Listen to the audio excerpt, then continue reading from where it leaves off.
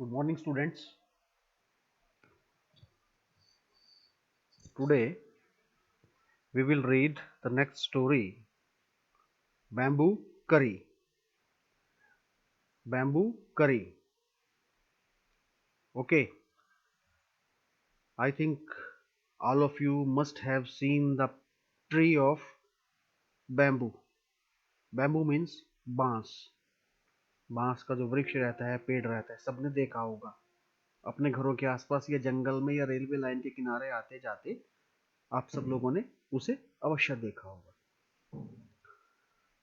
Have you ever eaten a dish made of bamboo? क्या आपने कभी बैम्बू का बना हुआ कोई डिश, कोई व्यंजन खाया है? Let us read this picture story and find out which part of bamboo can be cooked and eaten. आइए बम्बू की ये जो कहानी है, बम्बू करी की जो कहानी है, इसको पढ़ते हैं और पता लगाते हैं कि बम्बू वृक्ष का, बम्बू पेड़ का कौन सा हिस्सा, कौन सा भाग ऐसा है जिससे हम व्यंजन बना सकते हैं, जिसको हम खा सकते हैं. ठीक है, so please pay attention in the story. Okay, one day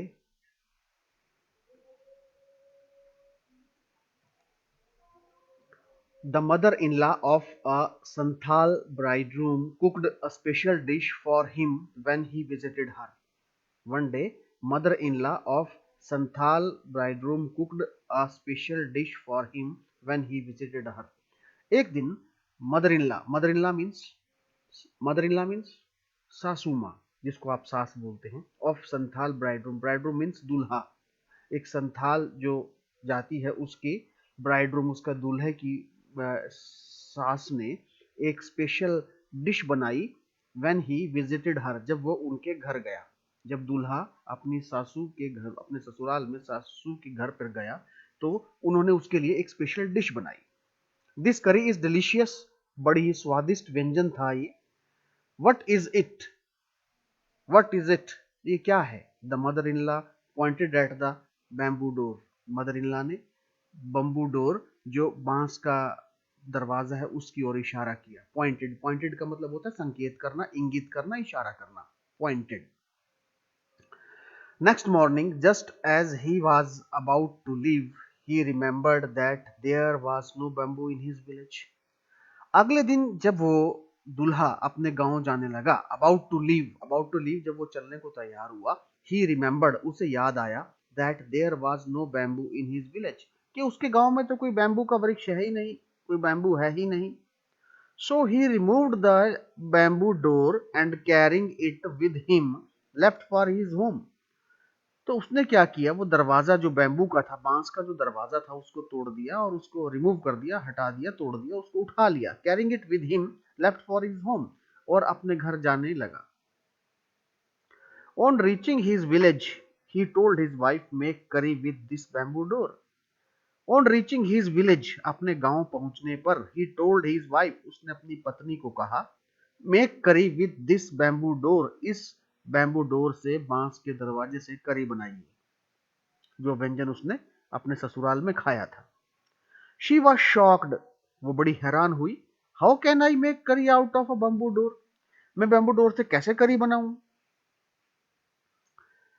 come I will help you chopping up the bamboo, he said, वो बोला, आइए मैं आपकी मदद करूंगा. पहले बम्बू को चॉपिंग अप मैंने काटना, to cut into small pieces, chopping मैंने काटना. His wife boiled it and boiled it. उसकी वाइफ ने फिर उस कटे हुए बैम्बू को बहुत उबाला. बॉयल मैंने उबालना, बहुत उबाला. Later when her husband tasted it, he said, it is too hard to eat. You don't know how to cook. उसकी वाइफ ने उसको बहुत उबाला. When her husband tasted it, he said, जब उसके हस्बैंड ने उसको टेस्ट किया, उसको टेस्ट करके देखा, it is too hard to eat, वो बोले कि इसको तो बड़ा हार्ड है, ये तो बड़ा सख्त है, कठोर है, इसको खाना मुश्किल है. You don't know how to cook, मतलब आप पकाना नहीं जानते. His wife added more water and boiled it. उसकी पत्नी ने फिर उसमें और पानी डाल दिया और उसको उबालने लगी, और बहुत उसको उबालने लगी. It is still too hard, I can't eat. फिर उसके हस्बैंड ने उसको चेक किया, टेस्ट किया, वो फिर बोले ये तो बहुत कठोर है, बहुत हार्ड है, आई कांट ईट इट, मैं इसको नहीं खा सकता।